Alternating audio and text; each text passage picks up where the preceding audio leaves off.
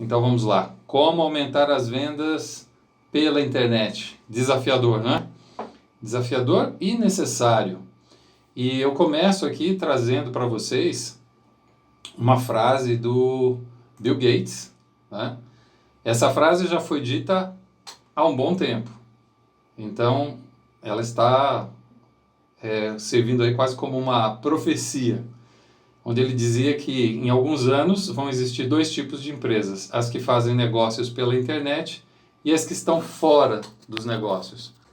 O primeiro ponto, e a primeira aula, né, que eu prometi lá na nossa página, das 7 aulas, a primeira aula, a aula de hoje, nós vamos falar sobre o planejamento estratégico de marketing digital, os 10 desafios para implantar o marketing digital nas empresas e as 7 ferramentas para criar um planejamento estratégico em marketing digital. É isso que nós vamos falar na nossa aula de hoje. E aí nós vamos já para o primeiro tópico. Mas antes eu gostaria de me apresentar melhor. Tem algumas pessoas que estão aqui na sala, que estão me vendo pela primeira vez. E eu acho que é de bom tom vocês saberem com quem estão falando, né? Conhecerem um pouquinho mais, para a gente ir pegando um pouco mais de intimidade, apesar de estarmos no ambiente online. Então, eu sou Hélio Moraes, como vocês já viram na página da inscrição. Eu sou empresário há 27 anos. A minha primeira empresa eu abri quando eu tinha 23 anos de idade. Eu morava já em Portugal, morei por 10 anos e meu primeiro negócio já foi internacional. E de lá para cá eu fiz negócios com vários países, empresas não só lá em Portugal, mas também aqui no Brasil. Eu sou especialista em marketing digital e vendas. Sou graduado em administração de empresas e marketing, consultor, palestrante, também ministro cursos, tanto presenciais como online. E do ponto de vista pessoal, né, eu sou casado, tenho um filho de 11 anos, amo leitura, música e adoro viajar. Então, isso aí é um pouquinho, e aí ao longo da semana vocês vão me conhecendo um pouquinho melhor também, tá certo? Falando dos 10 desafios, né, para implementar o marketing digital nas empresas. Talvez alguém que está aqui na sala hoje já tenha passado por esse desafio ou esteja passando por esse desafio, e eu vou falar um pouquinho dele para mostrar que vocês não estão sozinhos nesse barco e que existe solução, tá certo? Então, o primeiro desafio é justamente compreender e aplicar o mix de marketing. Sabe, o mix de marketing também é conhecido como os 4 P's do marketing, né? Produto, preço, a praça ou ponto e a promoção. O que acontece? Muitas pessoas acreditam que o marketing digital ele é simplesmente uma coisa totalmente nova, né? Na verdade, gente, o marketing digital nada mais é do que uma ferramenta do marketing. Ou seja, os princípios do marketing, eles continuam existindo. E se você negligencia algum dos itens, dos 4 itens do marketing mix, você continua correndo riscos, tá? Então, o marketing digital, na verdade, é uma ferramenta. A gente que é do ramo de marketing, né, ou marketing raiz ou tradicional, algumas pessoas falam assim, não, mas o marketing digital veio tomar lugar do marketing, o marketing morreu. Não, o marketing não morreu. Na verdade, o marketing continua sendo marketing e o marketing digital é uma única ferramenta. Talvez ela até deveria ter um outro nome, mas como o nome mundialmente aceito é marketing digital, então parece que é uma disciplina diferente, mas não é. Marketing digital é uma ferramenta do marketing tradicional e você tem que dominar muito bem os 4 P's do marketing, ou o mix de marketing. E talvez para quem trabalha offline, a praça, né, do nosso 4 P's, aí, a praça ou ponto, né, seja o seu site. Tá? Para quem tem empresa mista, né, que tem a presença física e tem a presença online, o seu site é a praça, né? É a praça ou é o ponto, tá? Então você precisa muito bem entender isso. Outra coisa, para quem não está familiarizado com o mix de marketing, promoção não é aquela questão do desconto. Promoção é a maneira como você divulga o seu trabalho, como você promove a sua empresa. Isso aí é que é o conceito de promoção, né? Produto e preço já é bem mais simples de entender. Continuando então, esse é o primeiro desafio, compreender e aplicar o mix de marketing. O segundo desafio é entender que marketing digital é uma ferramenta na sua estratégia, ou seja, não existe bala de prata. Às vezes eu encontro empresários e eles, sedentos por vender mais, sedentos por conseguir mais clientes, eles querem que eu monte uma estratégia que dê resultados em 15 dias. Veja, pode até ser que exista aí um ou outro segmento que se consiga tirar resultados assim tão rápidos, mas na maior parte das vezes não, porque você precisa fazer o planejamento e vocês vão perceber hoje aqui no nosso bate-papo que o planejamento ele demanda algumas reflexões muito importantes para que você de fato consiga fazer o marketing digital de uma forma estratégica e que gere resultados. Tem muita gente que confunde, né? Pensa que marketing digital simplesmente é ficar fazendo posts no Instagram. Está longe da verdade isso, e é por isso que muitos empresários se frustram, né? E como eu digo aqui no nosso slide, não existe bala de prata, tá? Já conversei com empresários que falaram assim, olha, se a estratégia aí montada não der resultado aí nos próximos 45 dias, eu vou fechar a empresa. Eu digo, amigo, eu entendo a sua angústia, mas a marketing digital não é mágica, eu não vou tirar as coisas da cartola, né? Então você precisa entender que marketing digital é uma das muitas ações de marketing que você tem que fazer e tem que fazer isso de uma forma estruturada, tem que ter paciência em alguns casos, tá? Para que você não se frustre e não jogue dinheiro no lixo. Porque quem vai para a internet de peito aberto, como se diz, né, que vai sem um planejamento, perde dinheiro. E aí se frustra e aí acha que marketing digital não funciona. O desafio número 3 é justamente entender a dinâmica do ambiente online.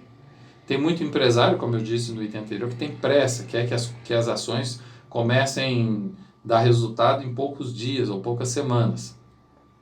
Outros têm falta de consistência. Então eles começam muito empolgados, começam a postar todos os dias, mas passado aí às vezes 2 semanas já perde o pique. Quando a gente fala de consistência, não é que você seja obrigado a postar todos os dias. A questão da consistência é você mostrar para a sua audiência que você é regular nas suas postagens. Se você decide que é uma postagem por semana, tudo bem, não há estresse em relação a isso.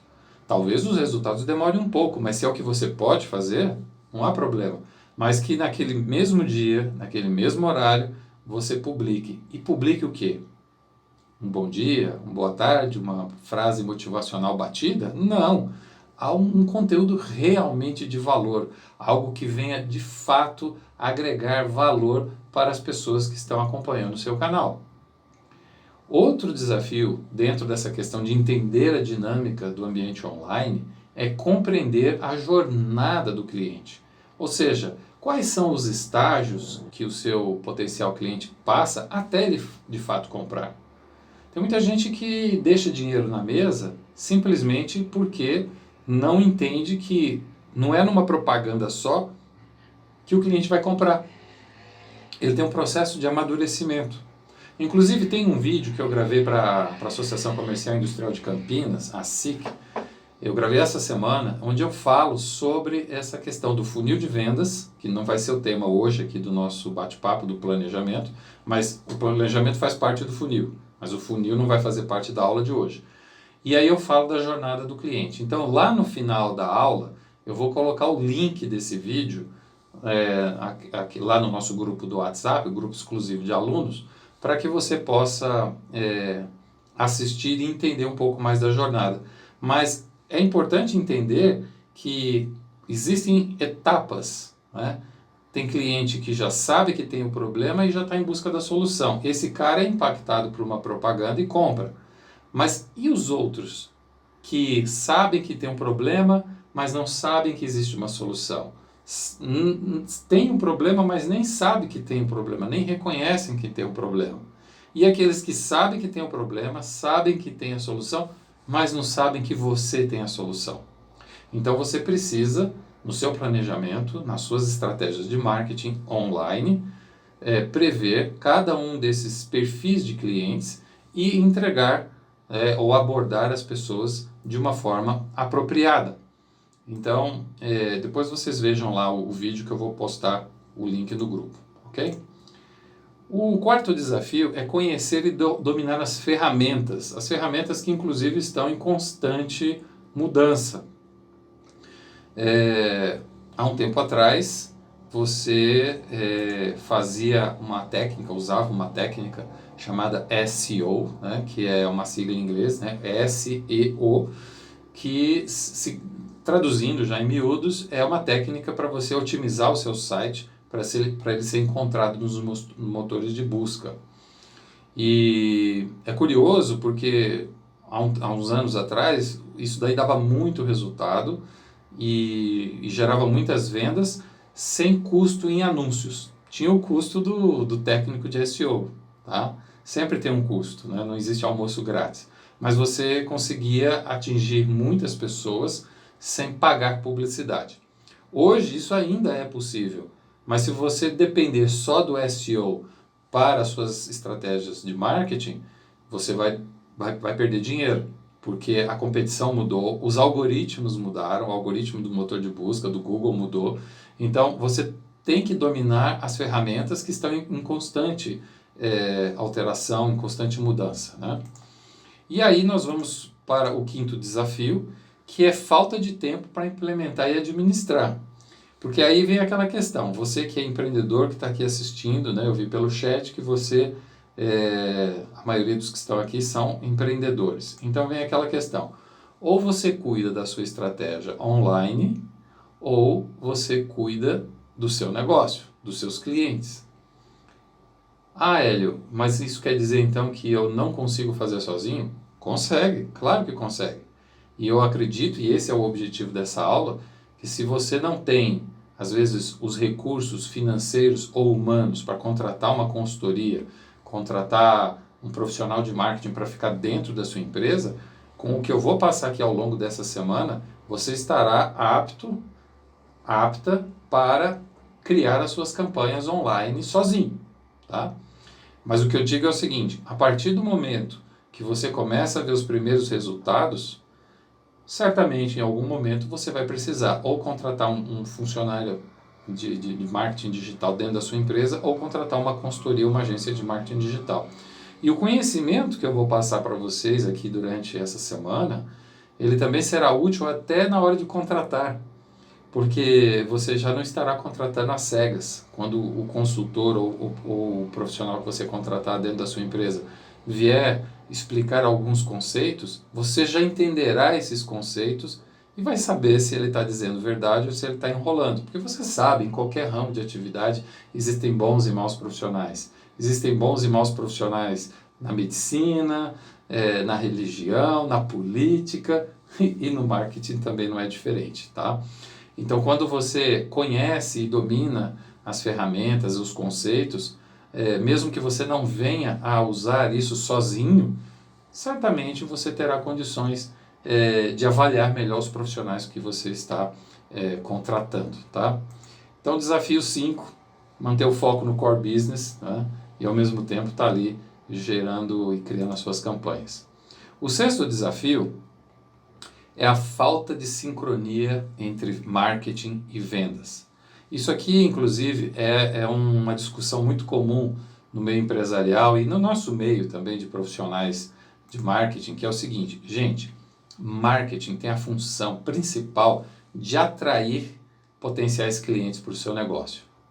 E vendas, como o próprio nome diz, é vender. Dá para vender usando só o marketing? Dá, tá aí a prova do e-commerce, né? Você entra no site e faz tudo sozinho até chegar à compra. E aí são múltiplas as disciplinas que envolvem um site, por exemplo, de um e-commerce, que deveria envolver o seu site também. Porque tem técnicas de persuasão, como o copywriting, por exemplo, que é o cara que escreve texto persuasivo. Copywriting é exatamente a técnica de vender pela escrita, que isso começou lá nos Estados Unidos na época da mala direta. Quem é um pouco mais velho aqui sabe que antigamente as empresas faziam vendas mandando cartinha pelo correio. E o texto tinha que ser muito persuasivo, porque não ia aparecer um vendedor para fechar o negócio, nem presencialmente, nem por telefone. Era aquela carta ou nada. Então, é um vendedor que vende com palavras. É a técnica de copyright, né? Mas se você tem uma equipe de vendas, a sua equipe de vendas precisa estar alinhada com a equipe de marketing, com o discurso do marketing. Porque, veja só, às vezes você investe muito dinheiro para atrair clientes e eles chegam na sua empresa e o seu vendedor põe tudo a perder. Mesmo que você não faça uma análise crítica agora da sua empresa, pense por um instante nas últimas empresas que você visitou como cliente, né? Nas últimas semanas. Talvez fisicamente agora com a quarentena praticamente não tenha visitado, mas talvez tenha sido abordado por telefone ou precisou de um atendimento telefônico. Então, analise as empresas que marcaram você positivamente e negativamente. Talvez nas empresas que te marcaram negativamente pelo atendimento, talvez essas empresas façam grandes campanhas de marketing, estejam na mídia, tanto online como a tradicional, televisão, rádio, jornais. E aí você chega lá e o vendedor põe tudo a perder. Recentemente, antes da pandemia, eu estive numa loja, uma grande loja de materiais de construção. É uma rede nacional. E é uma rede que investe muito dinheiro em mídia, mas muito dinheiro mesmo. E quando eu cheguei na loja, que estava vazia, e não era uma loja grande, embora seja de uma grande cadeia nacional, mas não era uma loja grande, eu entrei pelo corredor principal e precisava comprar um produto que eu não sabia onde estava. Tinham 5 vendedores lá no final do corredor, todos os 5 olhando para os seus respectivos celulares. Eu entrei com cara de paisagem, procurando. Qualquer pessoa atenta perceberia que eu estava perdido, que eu precisava de um auxílio. E simplesmente os vendedores me ignoraram. Eles ficaram lá o tempo todo mexendo nos celulares. E aí eu tive que rodar corredor por corredor até encontrar. E aí quando eu encontrei que já ia com a mercadoria, apareceu uma vendedora. Sabe, vendedor de home center é assim, né? Então eles vêm lá e depois querem dar o número de vendedor, né? Provavelmente eles ganham ali alguma comissão pelo atendimento ou pela performance. Eu não sei, cada empresa tem uma política diferente. Mas o fato é que eu falei, não, obrigado, querida, eu já encontrei o que eu queria, não preciso do papel. Claro, só vou voltar nessa loja se eu não tiver mais remédio, né? Mas quantas vezes você já deixou de comprar por causa do atendimento? Então, não adianta nada você fazer um marketing lindo e maravilhoso se a sua equipe de vendas ela não está alinhada com o mesmo discurso, tá? Voltando aos nossos slides, aí nós vimos para o 7º desafio, que é a ausência de métricas para mensurar as ações. Quer dizer, você às vezes faz uma campanha no Google, no Facebook, no Instagram, você sabe quanto gastou, mas não sabe quanto de retorno isso trouxe. Muito comum, inclusive, em agências de marketing não profissionais, vale salientar isso, não profissionais, que chegam para o cliente e o cliente gasta lá, não importa o valor, mas eu já vi gente gastando muito dinheiro, 3, 4, 5 mil reais por mês em anúncios, e o relatório que o vendedor ou que a agência mostra é o seguinte, olha, esse post teve X mil de alcance e ele teve X mil curtidas e X compartilhamentos. Isso é uma métrica? Sim, é uma métrica. Ele mostra pelo menos um pouco do engajamento. Mas se parar por aí, não vai passar de uma métrica de vaidade. Olha só, o meu post teve tantas curtidas. Sim, mas tenta pagar um boleto com curtida, né? Boleto é pago com dinheiro, ou seja, a sua empresa precisa vender. Então, legal que tenha as métricas de alcance, de visualizações, de curtidas, mas daí para frente é o seguinte, quantas leads foram geradas. Para quem não está familiarizado com o termo, lead é aquele contato que você pega da pessoa que não é seu cliente ainda. Então ele deixou um e-mail no seu site, deixou um número, deixou um WhatsApp. Então aí passa a ser uma lead, ou seja, você tem como contactar essa pessoa novamente. Quando ele visita o seu site, quando ele visita a sua rede social, ele é apenas um visitante, no máximo um seguidor.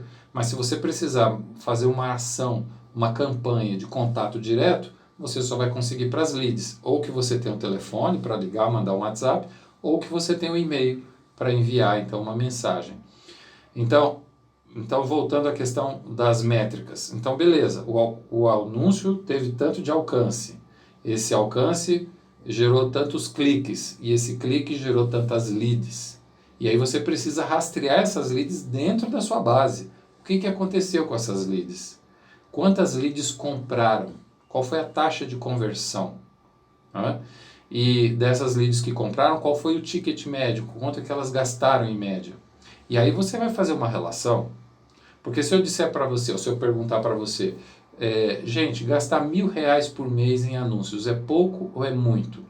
E eu vou responder, talvez você aí do outro lado já esteja respondendo, depende, claro que depende. Se você investe R$1.000 por mês e gera 3.000, 4.000, 5.000 reais de vendas, e essas vendas te deixam 1.500, 2.000, 2.500 de lucro, porque não adianta só faturar, né? Tem que ter lucro. Então você está tendo o que a gente chama de ROI positivo. ROI é o retorno sobre o investimento. Então você investiu 1.000 e voltou de lucro 1.500, 2.000 reais. Beleza. Então você pode colocar mais dinheiro na campanha. Agora, se você está colocando dinheiro e não sabe o retorno que está tendo, talvez você esteja perdendo dinheiro. Se você está colocando dinheiro, mas o seu produto tem um ticket alto, e eu vou falar disso num dos desafios, você colocou R$1.000, nossa, R$1.000 já é um valor considerável, mas você quer vender um bem que custa R$300.000 e que vai te deixar, sei lá, R$40.000 de lucro, R$30.000, R$20.000 que seja. Então, R$1.000 talvez seja pouco para você vender um produto de um ticket tão alto. Percebe como é relativo? Mas você precisa ter as métricas para que você consiga, de fato, saber se as campanhas geram resultado ou não geram resultado. Então, esse é um problema e um desafio muito comum, mas que tem como solucionar. O outro desafio é a falta de conhecimento para contratar os profissionais. Como eu já falei, né, e não vou me estender muito por aqui, se você não conhece nada, absolutamente nada de marketing digital, qualquer discurso bonito vai te encantar no início e depois vai te frustrar no final. Então, mesmo que você tenha em mente que você precisa cuidar do seu core business, né, seu negócio principal, eu sempre recomendo que você invista algum tempo para estudar sobre marketing digital.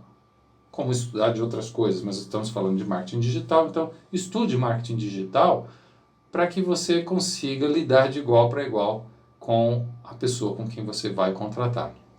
O outro desafio, o nono desafio, é o uso inadequado das estratégias e canais. Então, às vezes, o seu cliente potencial é da terceira idade e você está querendo fazer anúncio no Instagram.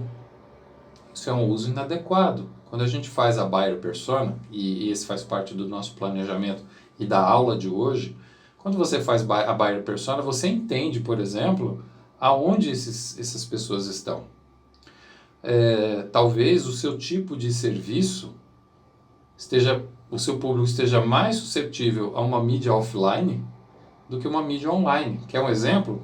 Aqueles dentistas populares que você, quando anda no centro da cidade, você encontra ali o pessoal panfletando, né, aqueles panfletinhos pequenininhos para consulta grátis de dentista. Aquilo não caiu em desuso, aquilo continua funcionando. Eu tenho casos reais que funcionam. É preciso ter um panfleto bonito, ter uma chamada legal, de repente oferecer um desconto para quem apresentar o panfleto, porque o cara recebe numa rua, de repente, 3, 4 panfletos de dentistas que tem só naquela rua. Se for no quarteirão, então nem se fala. Então, a criatividade é importante. Agora, Às vezes é melhor você investir no teu negócio em alguma coisa offline do que online. Mas para outros negócios, como por exemplo o ramo imobiliário, o ramo imobiliário não está sensível hoje a panfleto no semáforo. As empresas que estão aí colocando panfleteiro no semáforo, na maior parte das vezes estão perdendo dinheiro, porque a jornada do consumidor de imóveis já começa na internet. Percebe como é diferente as coisas? Então, você precisa entender os canais, se os seus canais, primeiro, se são online ou offline, ou ambos, e se for online, que é o nosso foco aqui da aula, quais são as mídias que são mais adequadas. Por exemplo, você trabalha com B2B, ou seja, você vende para empresa. Empresa que vende para empresa, B2B.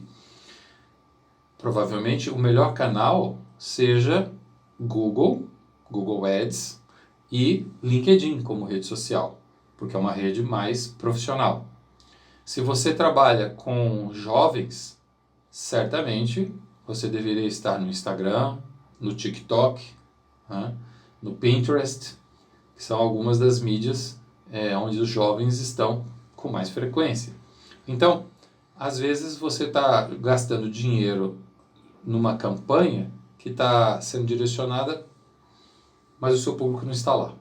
Então é importante, sim, você saber exatamente aonde está o seu público para você fazer as campanhas com mais assertividade. E vamos agora para o nono desafio, que é a verba inadequada. Eu já falei um pouquinho sobre isso, vou só reforçar. Ela é desproporcional aos objetivos. Eu já vi gente que queria contratar os meus serviços, então iam pagar o FII mensal dos trabalhos que eu faço para um acompanhamento e queria colocar uma verba depois de R$100 por mês, não é por semana nem por dia, gente, por mês, tá? Para fazer campanha ou no Google ou no Facebook. Então não funciona assim, né? Não estou dizendo que você tem que gastar 500, 1.000, mas veja só, você tem que ter uma noção da proporcionalidade das coisas. O que você vai vender? O seu ticket é R$50? Então é um valor. Você vai vender um carro, você vai vender um imóvel, você vende artigos de luxo, certamente, né? Você vende, tem consultor aqui na sala, né? Você vende consultoria, que tem um ticket elevado, aí você quer colocar R$100 por mês, não vai rolar. Por outro lado, às vezes você vai vender uma coisa que tem um ticket baixo e você não vai colocar lá R$6.000 por mês. A não ser que o seu ROI seja positivo, mas você nunca começa uma campanha gastando muito dinheiro. Mesmo que seja para vender um carro ou um imóvel, nunca se começa. Primeiro você tem que começar com pouco, perceber os ajustes que tem que ser feito em cada etapa da campanha. Então, lá no anúncio, se ele está gerando cliques, depois na página, se está gerando leads, depois com o setor de vendas, analisar se as leads têm qualidade, se são adequadas, e depois lá no final, se elas estão comprando. E aí você tira o ROI e fala assim, beleza, está dando ROI positivo, vamos escalar a campanha, ou seja, vamos colocar mais dinheiro. Olha, mas é muito melhor você colocar dinheiro, fazer campanhas online do que era antigamente. Antigamente a agência colocava para você fazer outdoor, você tinha que alugar a quinzena, e eles queriam que você colocasse logo 3, 4 outdoors. E você não tem nem muito acompanhado isso, mas você ia gastar aí, sei lá, 3, 4, 5 mil reais ou mais hoje para arriscar, para saber se ia dar certo ou não, né? Você ia fazer panfletagem, funcionava antigamente, tinha que imprimir 10.000 panfletos. Se a mensagem não estivesse adequada, ou se o panfleteiro fosse vigarista e jogasse tudo no lixo, estava seu investimento perdido.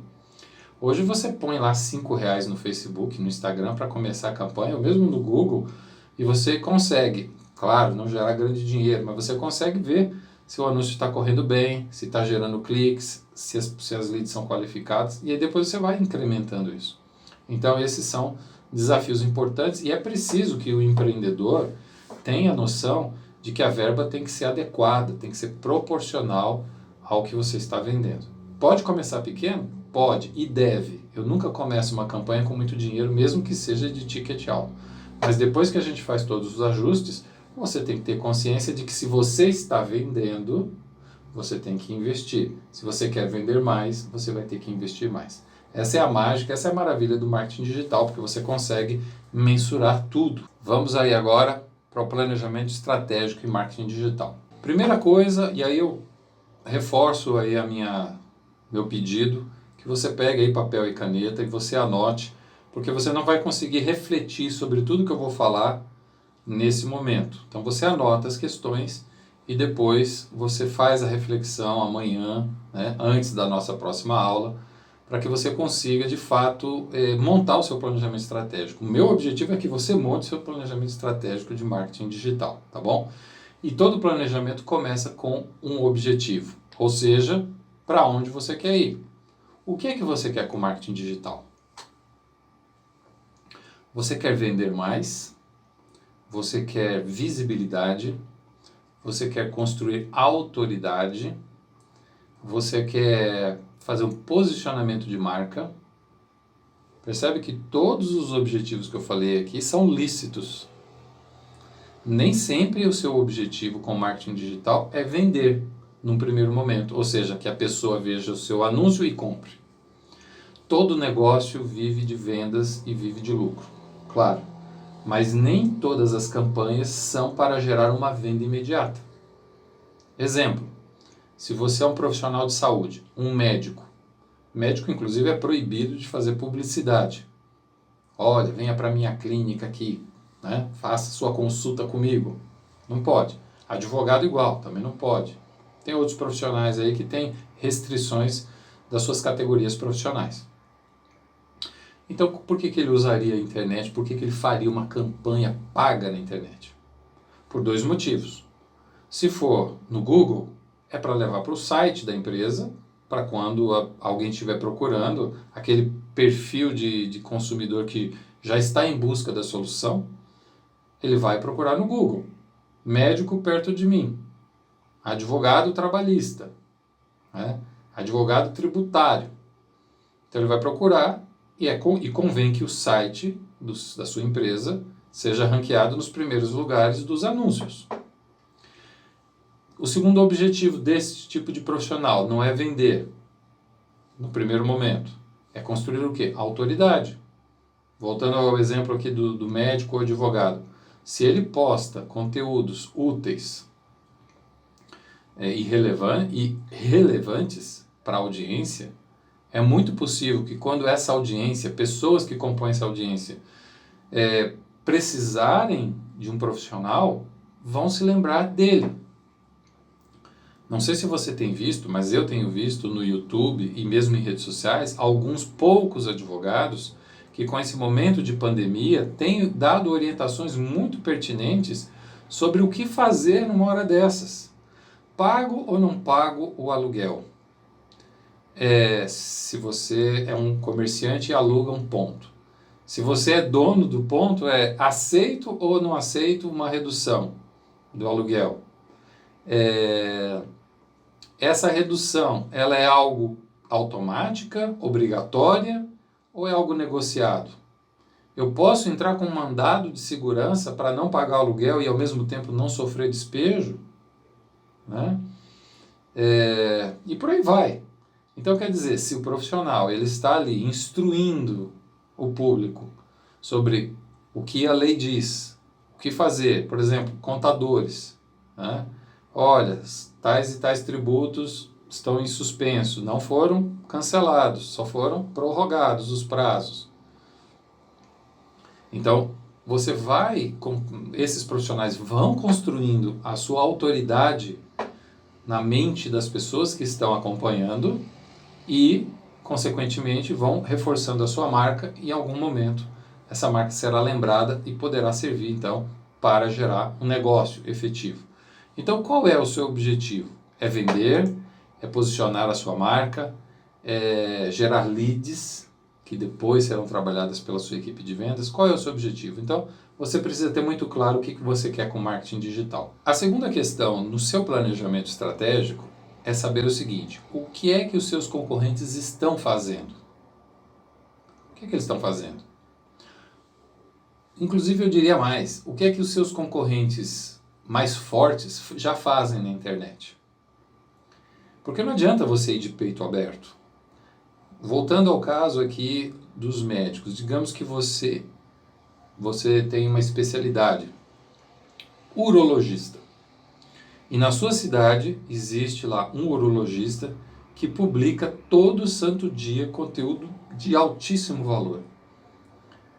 As chances de você ser visto e lembrado fazendo uma publicação por mês é menor. Porque tem um outro que ocupa muito espaço. A não ser que você faça algo totalmente inusitado e útil. Não adianta ser inusitado. Às vezes as pessoas confundem, né? E antigamente a gente falava muito sobre essa questão aí de pendurar uma melancia no pescoço para chamar atenção, né? Tem muita gente nas redes sociais que pagam verdadeiros micos só para chamar atenção, mas não vende, né?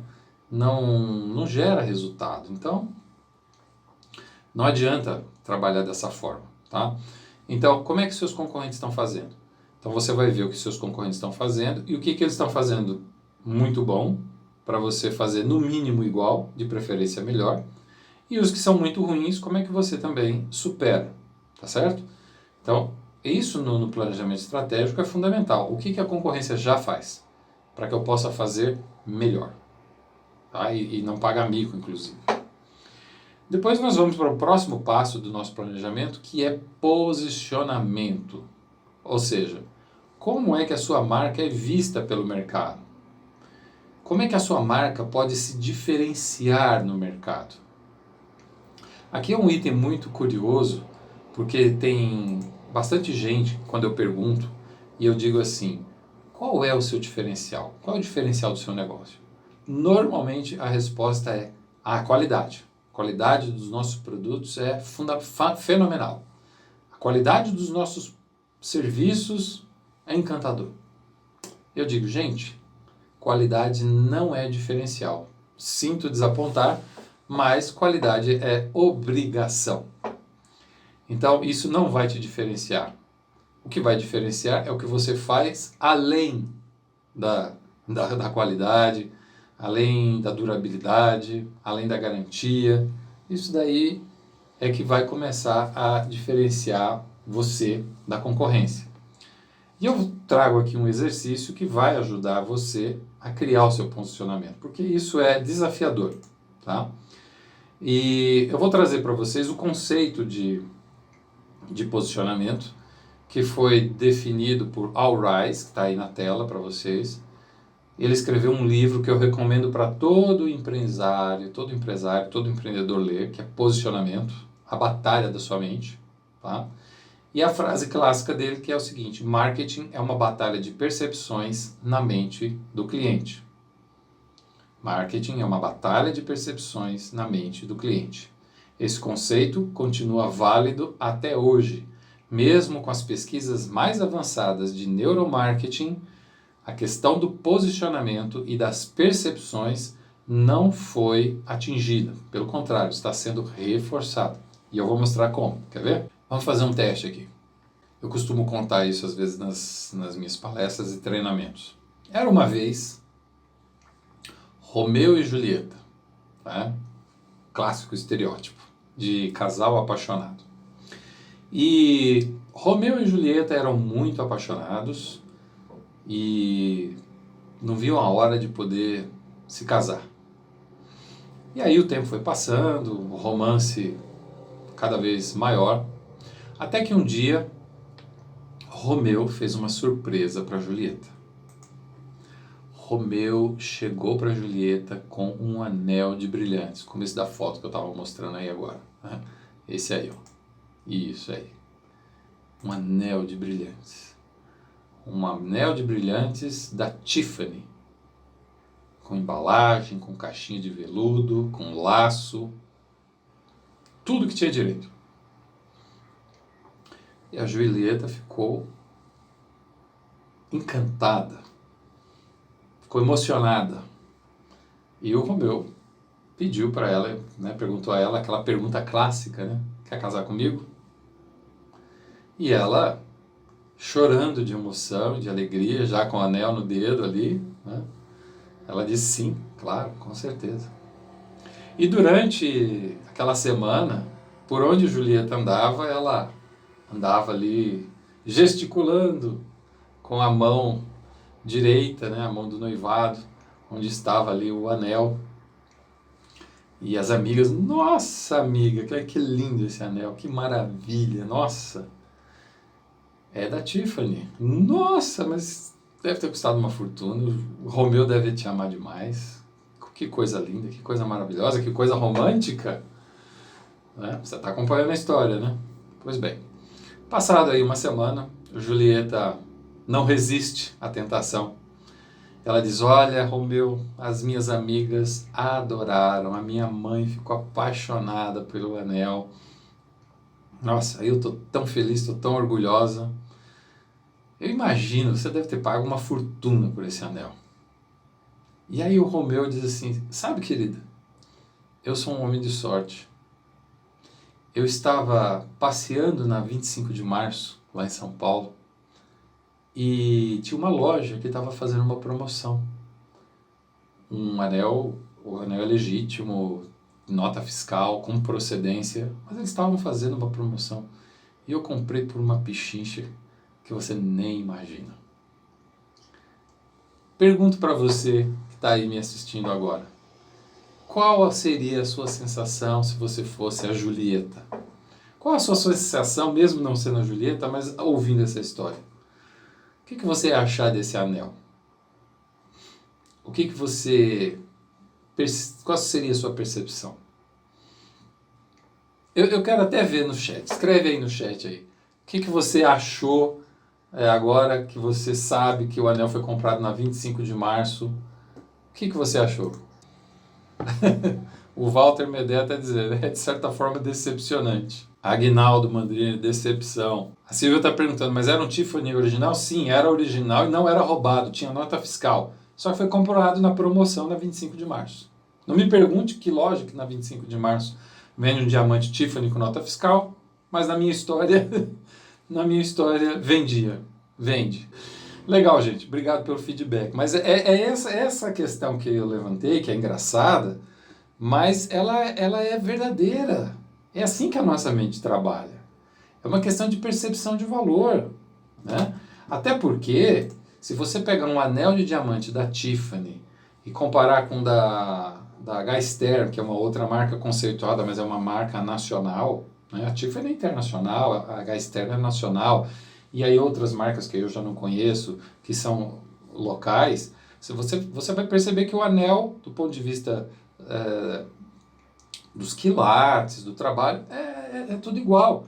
Mas tem aí uma aura que cada marca conseguiu criar, né? Questão de percepção de valor.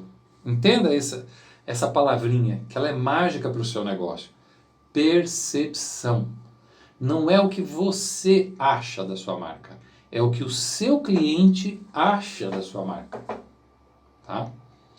Então, é uma brincadeira, claro, essa questão do Romeu e Julieta, mas é muito sério do ponto de vista prático. Vamos aqui a 2 exemplos práticos de posicionamento que vão ajudar a você ou redefinir o seu ou definir o seu. Então, eu vou fazer as perguntas primeiro e depois eu vou mostrar os exemplos práticos, tá? Então, como é que você define o seu posicionamento? Anote aí, por favor.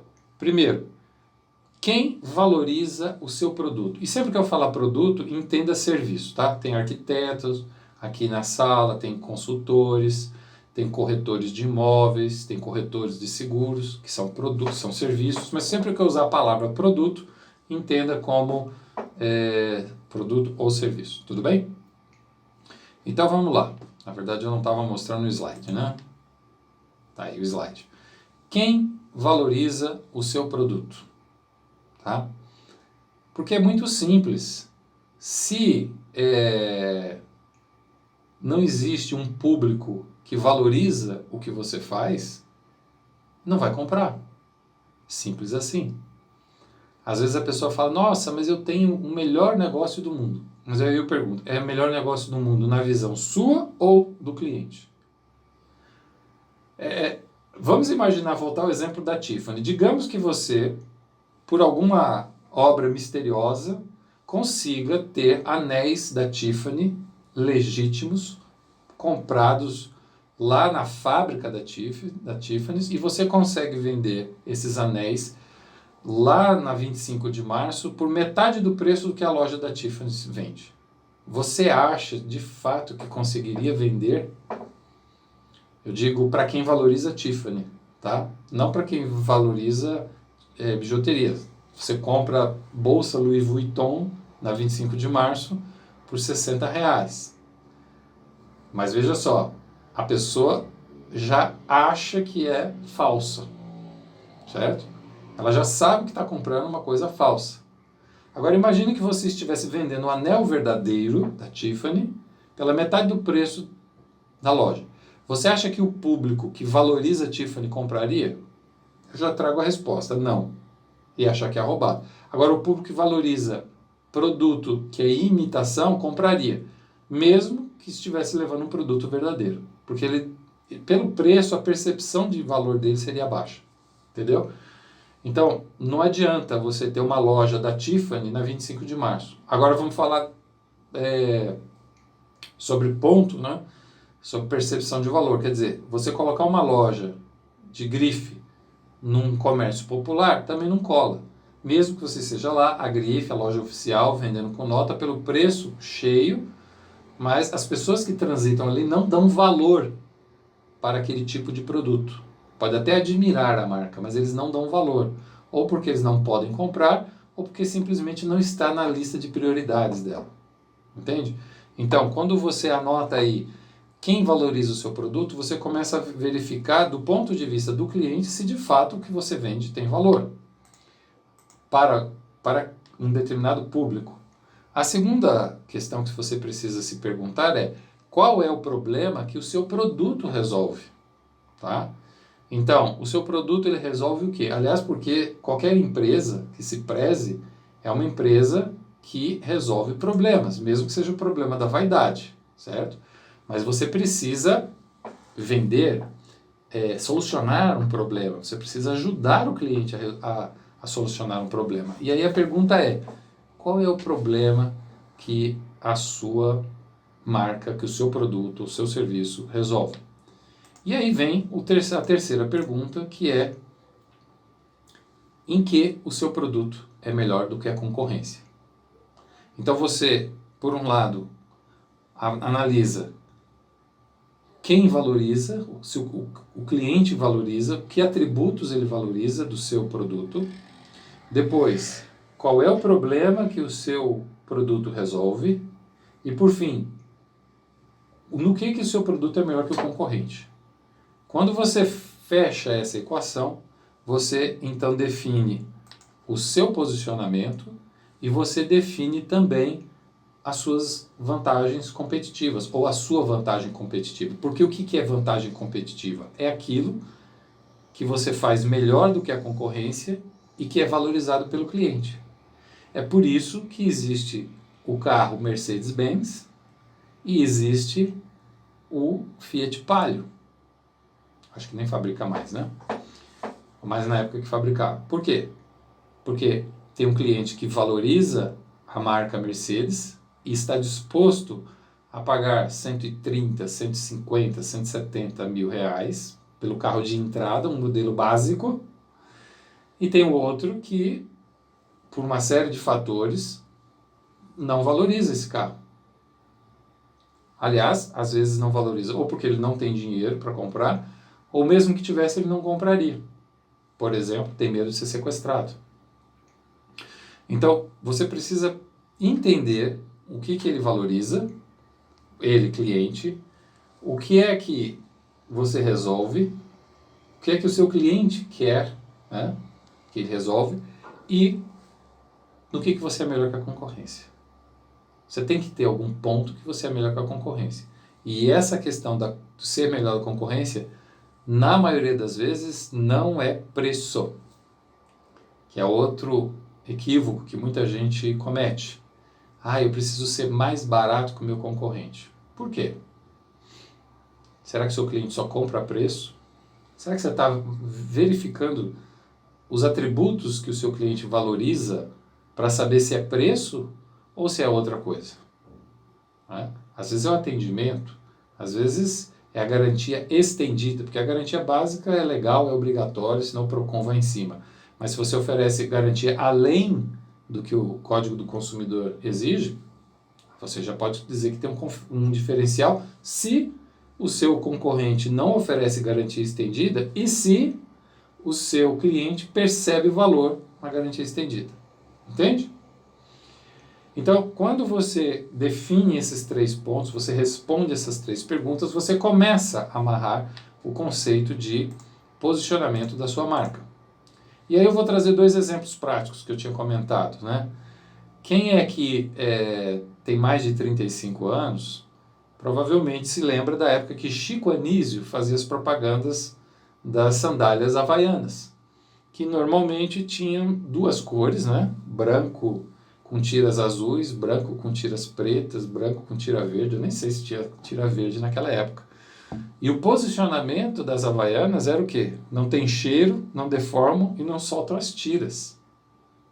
Esse era o posicionamento das havaianas por décadas. Depois a Alpargatas, que é a marca, né, a dona da marca havaiana, percebeu que o poder aquisitivo do brasileiro estava subindo e que tinha um monte de outros concorrentes de sandálias, sandália de dedo, né, que chamava, né? As Raider da vida e outras marcas aí, Ipanema. Então, quer dizer, qual era a vantagem competitiva? Primeiro, o cliente, ele passou a ter um poder aquisitivo mais alto e ele já deixou de valorizar o fato de não soltar a tira, não deforme, não ter cheiro.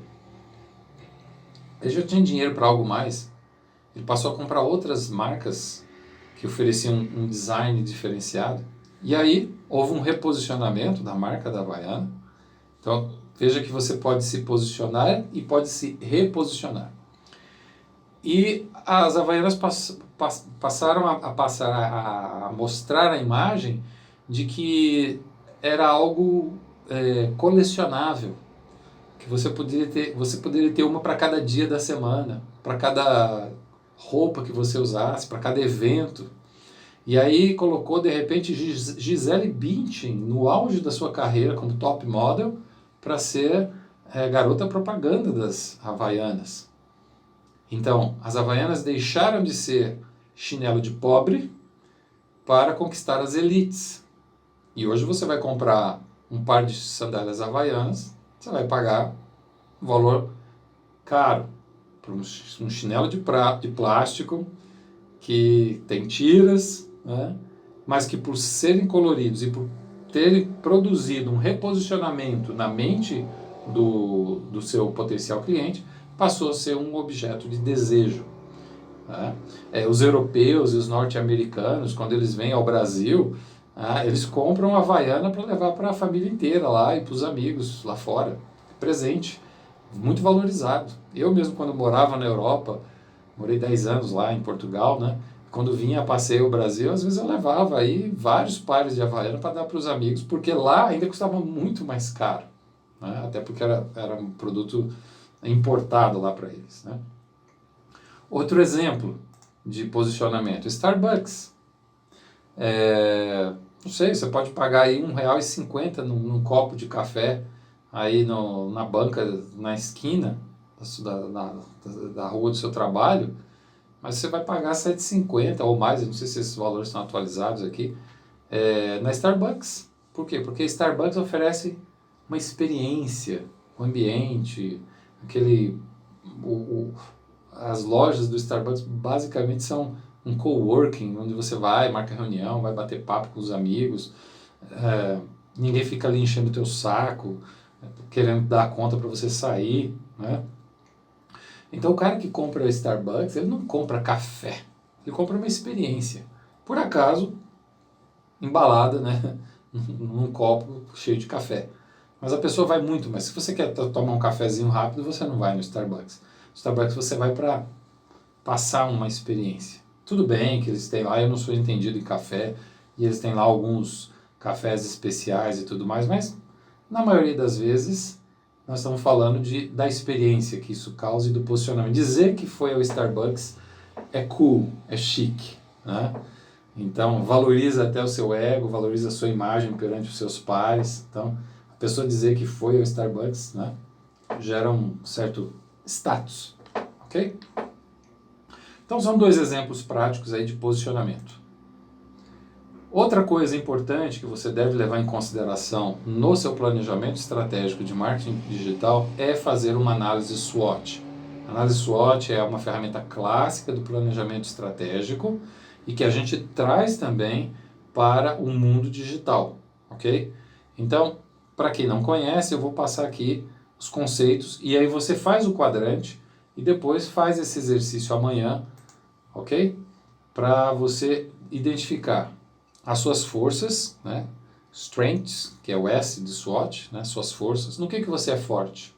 Já falamos um bocado sobre isso, né? Forte naquilo que o cliente valoriza e que você é melhor que o cliente. Mas forte às vezes é porque você também consegue economia de escala, você consegue vender o seu produto mais barato, você consegue entregar mais rápido, não necessariamente mais barato, mas entregar mais rápido. Então, você tem que fazer uma lista de quais são as suas forças. No outro quadrante, você precisa fazer também das suas fraquezas. Usando o exemplo infeliz da nossa pandemia que a gente está passando hoje, ela expôs as fraquezas de milhares, talvez milhões de empresas no Brasil e no mundo. Fraquezas financeiras, empresas que não têm 15 dias de caixa para sobreviver. Se passar 15 dias sem faturar, quebra. Dizem aí as estatísticas, né? Não sei até que ponto elas são reais ou se são também para tumultuar um pouco o ambiente, mas que 600 mil empresas já fecharam no Brasil por conta da pandemia. É muito provável que esse número corresponda à realidade e talvez até venha a ser maior, infelizmente. Por quê?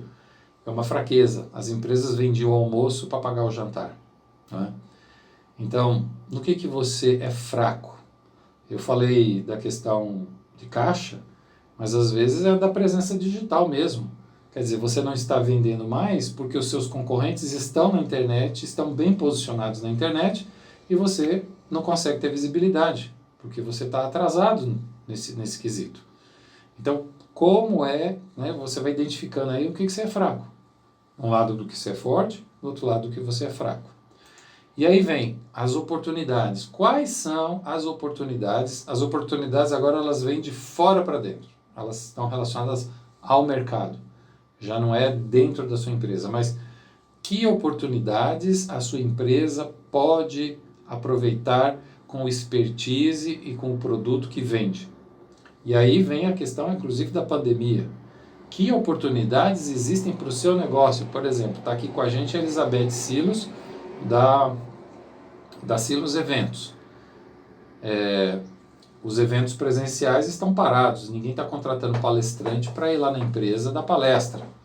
Não pode ter aglomeração em canto nenhum. Então a Elizabeth, muito estrategicamente, começou a adotar também o serviço de palestras online.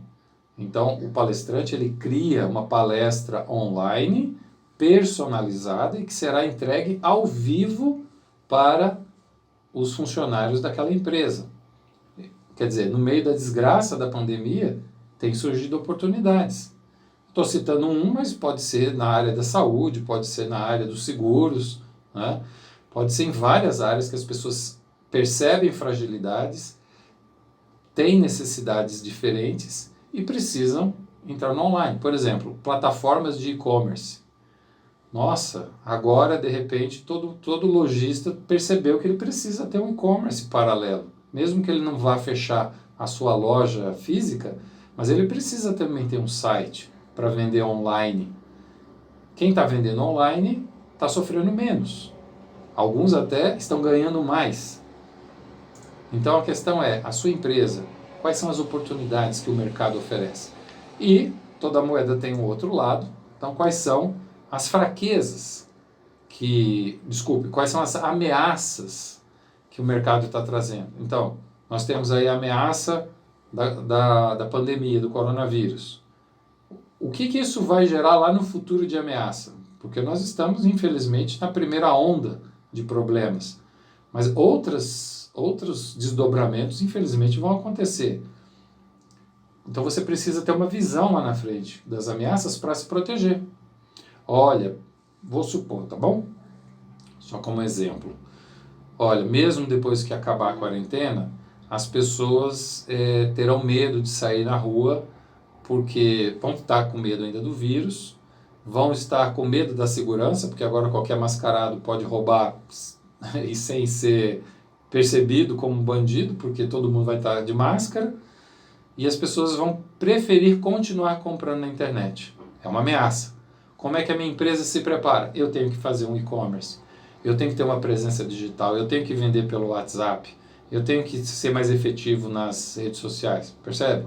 Então, quando você identifica as suas fraquezas e as ameaças, não é simplesmente para você ficar roendo as unhas de medo, é para você se contrapor e criar ações, antídotos para neutralizar esses pontos negativos e, inclusive, gerar resultados positivos para o seu negócio, tá bom? Aí nós vamos para o outro conceito dentro do planejamento estratégico de marketing digital, que é definir a sua buyer persona. Ou seja, o que é uma buyer persona? A buyer persona é o seu cliente ideal. Pense por um minuto naquele seu cliente que paga bem, não reclama do preço, não pede desconto abusivo, compra com frequência, compra fácil, não dá trabalho, não fica ligando para pedir suporte. Pensou naquele cliente, nesse cliente? Pois é, esse aí deveria ser a sua buyer persona. É o cliente ideal. E aí eu vou trazer para vocês um Canva, que é um exemplo do que você deve fazer para construir a sua persona. Vamos lá? Então anote aí. São alguns itens, tá? Eu não sei se eles estão tão nítidos na tela, mas eu vou passar eles rapidamente por aqui. Então, obviamente que nós temos aí as questões sociodemográficas, que é idade, o gênero, onde vive, estado civil, filhos, né, se tem ou não, qual é a formação e qual é a renda. Isso é importante você definir. Pegou aquele teu cliente ideal? Então, sociodemográfico. Depois, qual é o comportamento que essa pessoa tem? Qual é o comportamento no dia a dia? Com que frequência ela interage com a sua empresa? Em que horário elas estão online? Hoje nós temos ferramentas de análise que permitem saber o horário que as pessoas estão mais ativas. Por exemplo, os seus seguidores do Instagram. Se você tem uma conta comercial, você consegue essa informação. Em quais dias da semana? Quais são os canais que ela usa? Como é que elas interagem? Elas comentam? Elas compartilham, curtem ou elas só observam? Isso é importante também. Nem todo cliente ou nem todo seguidor de rede social que não interage com seus posts é um mau seguidor. Às vezes ele está ali absorvendo e no momento certo ele vai comprar. Depois nós vamos para o terceiro quadrante, que são as atividades. No que essa pessoa trabalha, qual é o cargo que ela tem, se você trabalha com B2B, quais são os hobbies, que esportes ela pratica, onde ela costuma tirar férias, como é que quais são os hábitos de compras dela, ela compra mais online, presencial, ela compra por impulso, ou ela faz compra mais programada, como é que ela gosta de se entreter. Você vai colocar essas atividades com base naquilo que faz mais sentido para o seu negócio. Se você vende palestras, talvez lidar aí com os esportes, não sei até que ponto vai ajudar muito, a não ser que seja só mais para uma interação, né? Saber qual é o clube que torce, né? E de repente você dá as felicitações se o clube ganha um campeonato. Mas talvez outras informações são mais relevantes. Quais são os interesses? Quais são as opiniões, família, amigos, negócios, sobre política, marcas, produtos? Isso é muito importante, que a gente tem vivido aí um mundo de polarização, né? E os consumidores mais jovens também são muito mais preocupados e engajados com questões sociais. Então, quando a sua marca abraça uma causa social, ela que seja uma causa social relevante para o seu público-alvo, então você consegue marcar pontos, né? E atrair fãs, criar um grupo de fãs. E tem que tomar cuidado com isso, né? Porque recentemente uma marca famosa aqui no Brasil lançou uma campanha para vender máscaras de proteção, e as máscaras, se eu não me engano, custavam aí perto de 70 e poucos, R$ 80, e eles mostraram lá numa planilha dizendo que daqueles 70, R$ 80, R$ 65 seriam para doação de cestas básicas. E aí depois ainda tinha lá o custo do material, o custo de frete e tudo, e mostrar que ele ia ter um lucro ali de R$ 2. Não colou. Gerou uma reação negativa nas redes sociais e queimou a marca. Agora ela vai ter que trabalhar de novo para construir a reputação, porque tentou fazer um marketing de causa, mas uma furada, né? Quais são os influenciadores? Quer dizer, quem são as pessoas que influenciam? Eu não estou falando só de influenciadores digitais, também pode ser, né? De repente o seu público segue determinado influenciador digital e às vezes é legal você fazer um tipo de parceria com ele para promover a sua marca lá, mais do que pagar o Google, tá? Mas eu digo, no processo de compra, quem influencia, tá? Se você vai, por exemplo, comprar brinquedos, quem é o influenciador? É a criança. O decisor é o pai, porque ele paga, o pai e a mãe, né? Mas o influenciador é a criança. Quer dizer, se a criança não gostar daquele brinquedo, o pai pode ser milionário, ele não vai comprar o brinquedo.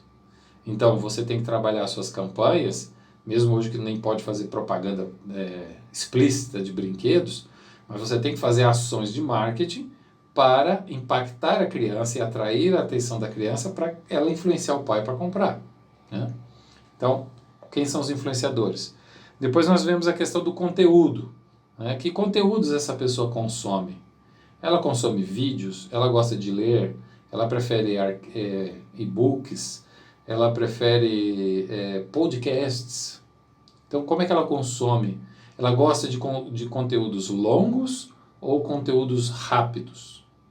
Então, isso você precisa ter claro para, na hora de você fazer as suas publicações, então, você colocar esses conteúdos do jeito adequado que o seu público consome. Como é que ele compartilha, né? Que tipo de conteúdo afeta a decisão de compra?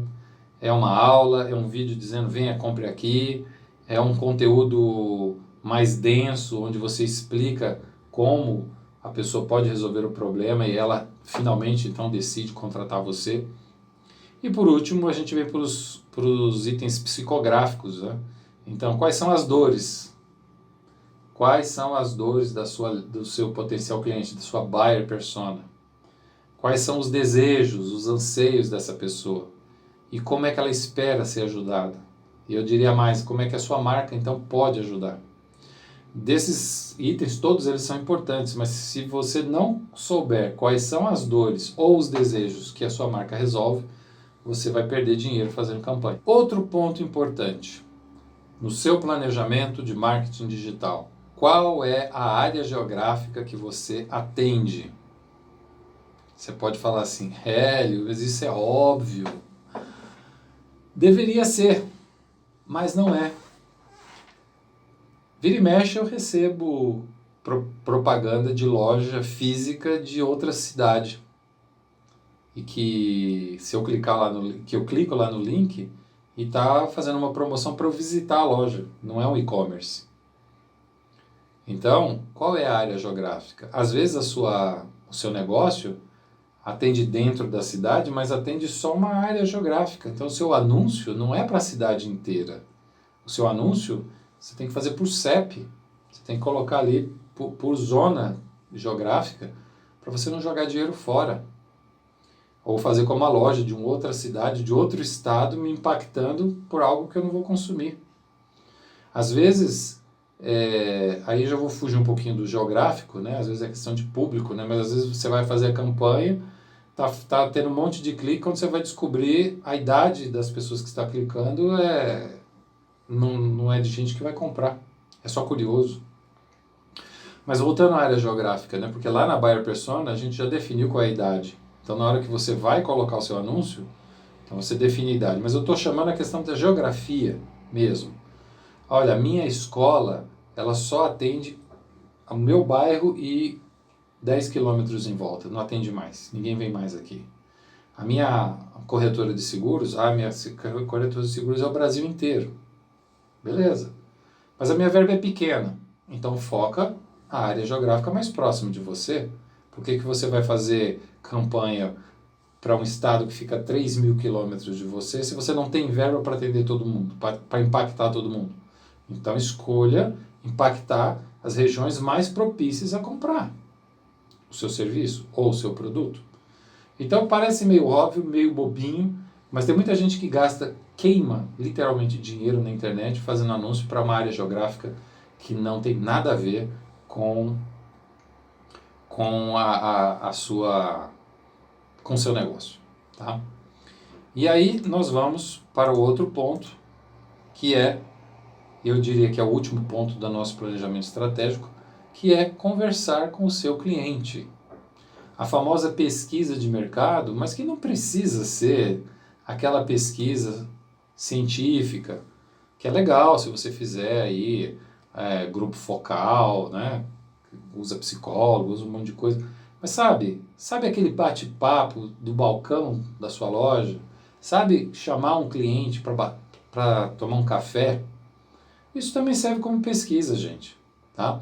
Tem outras pesquisas, tem a Cerviqual, que você consegue fazer a escala de valor e perceber dos itens do que a sua empresa oferece, quais são os atributos que são mais valorizados ali pelo seu cliente. Mas a questão é a seguinte, às vezes um bom papo no balcão da sua empresa, ou um café com o cliente, vai ser mais revelador.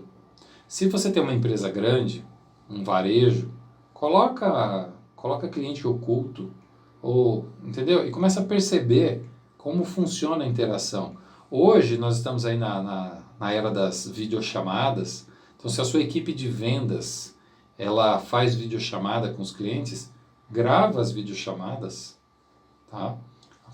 Cumpra lá todos os requisitos legais de avisar que vai ser gravada a chamada e tal, e grave as chamadas para ver se a sua equipe está alinhada com o seu marketing, se a sua equipe está atendendo bem o cliente, se o cliente tem outros desejos que a sua empresa não está oferecendo no momento, mas poderia oferecer. Tá? Então, quer dizer, uma boa conversa com o seu cliente tem um valor, às vezes, inestimável comparado com outras ferramentas. E muitos gestores perdem a oportunidade simplesmente porque não conseguem investir um tempo para manter contato com a sua base de clientes. Não só numa pesquisa formal, com um formulário, que também é válido, mas às vezes para um bate-papo, às vezes uma simples observação seria o suficiente para perceber alguns gaps que o seu negócio tem e que pode ser resolvido antes que o concorrente resolva melhor do que você e venda na sua frente, tá? Gente, nós estamos então chegando ao final da nossa aula, né? A nossa próxima aula será como anunciar a sua empresa no Google de graça. Sabia que tem uma forma de fazer anúncio grátis no Google? Eu vou ensinar para vocês na nossa aula de amanhã. Então, estejam atentos lá no nosso grupo do WhatsApp, que amanhã eu coloco o link da aula para a gente bater um papo. Deixa eu abrir aqui então o chat. Antes de passar aqui para o chat, uma frase de Barack Obama para terminar. A internet não é um luxo, é uma necessidade. A internet já tem provocado revoluções políticas, estou lembrando da Primavera Árabe, né? Questões de eleger candidatos, Estados Unidos, Brasil e outros países. Então, a internet ela não é um luxo, gente. A internet é uma necessidade e nós, como empresários, precisamos colocar os nossos negócios no radar da internet para que as coisas realmente funcionem e os nossos negócios sobrevivam, né? Os nossos negócios sobrevivam. Então, muito obrigado por me acompanhar até aqui e até amanhã.